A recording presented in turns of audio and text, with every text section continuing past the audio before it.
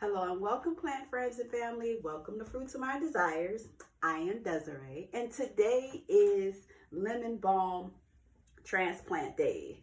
I started this lemon balm from seed back in December when I got me a good mixture of seed starting mix going, and were great, doing good, and then things started to get a little root bound, and I started losing a little life on my babies, and they smell excellent. They smell wonderful. Lemon Balm has a combination scent of lemon as well as peppermint. So it is a peppermint plant, and they smell awesome. I just need to move them up a pot size. So I got my potting transplant mix together, and I made this myself. The picture in the thumbnails, you can see everything I use. I use the peat moss, I use compost, I use the fertilizer, a granular fertilizer. I use lime to neutralize the pH in the peat moss. I use vermiculite to help with retaining water. Vermiculite at this point, because perlite helps with drainage, and we're not at the point now where we're worried about drainage. We're really just at the point of making sure our plant has the adequate nutrients to go ahead and grow before we transplant it into our raised bed or an actual planter outside. I choose to make my own potting mixes because last season I bought potting mixes, and the larvae from Fungus Gnats was just out of this world, and I didn't want to have to go through that. I've noticed that since I started mixing up mixes for even my house plants, I haven't really had a bad fungus gnat problem. Not to mention the fact potting mixes are expensive. So my strawberries, I decided to go ahead and use an organic mix just to see. I like to do comparisons and contrasts. As you all know, I like experiments.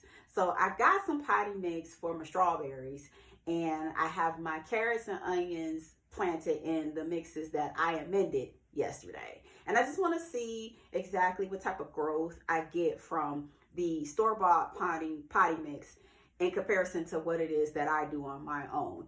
And a bag of potting mix, $9.99, and that one bag filled up one of those little green grow bags that I got from the Dollar Tree. Now that was 25 gallons, don't get me wrong, but I can't see myself paying that kind of money to fill raised beds, as well as planters, as well as my house plants, where you could literally get a 3 to 5 cubic feet bale of peat moss. And when I bought it 2 years ago, because I used that as a moisture retentive I use it to keep moisture in my raised beds and my planters that I grow food in. And that 3 to 5 cubic feet bale at the time was like $12. Now I know with COVID things are probably a little more expensive, so look at the high end at about $16 for a bale of peat moss. The vermiculite is like $8. Bags probably about this big, this wide. Fertilizer, depending on what it is that you like, may cost you $12 or more. The granular fertilizer helps the compost out. Okay, so my compost is a composting manure that I have from last year that I didn't finish, but I'm also in the process of making compost out of like leaves, grass clippings, kitchen scraps, things like that. So once that's done, I'll switch over to that compost. The garden lime, I want to say, just to let you know, if you get compost from the store, compost is like literally $2 a bag. The garden lime, I want to say ran me about $4 to $5. Look, $6 to $8, maybe $10, because of COVID. And am I forgetting anything? No, that's it. So the peat moss, the compost, the fertilizer, depending on whatever it is that you like. I like an organic granular fertilizer to put in my house plants, as well as my planters outside and that runs me like maybe $12. And then of course the garden lime and the vermiculite. So it's a not even what $30-$40 upfront cost, and you get to keep that stuff. And some of that stuff I've had over the last 2 years or the last 2 growing seasons, and $20 I went through 2 bags just like that. So this is the most cost-effective method. You could keep it in your garage, you could keep it outside. Compost, to be honest with you, it's suggested that you keep it a year before you use it so it can actually break down and provide the benefits that you need in your garden. So if you buy store-bought compost, you want to let it sit any dang on way. Let it sit a winter, let it sit 6 months to a year before you actually use it. And you'll always have this stuff available to you. So I went ahead, and got this all mixed up. And now I'm going to go ahead and plant these last 2 flowers, with these last 2 lemon balms. I had 18 that I needed to do, and I'm on the last 2. So what you want to do is go ahead and add your soil to your planter.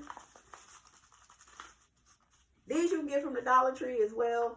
I actually ordered these on Amazon like, I think it's 2 years ago. I have a big old bunch, I think it came about 201. So yeah, I'm not crying for these either, but you could get these in bulk too and reuse them.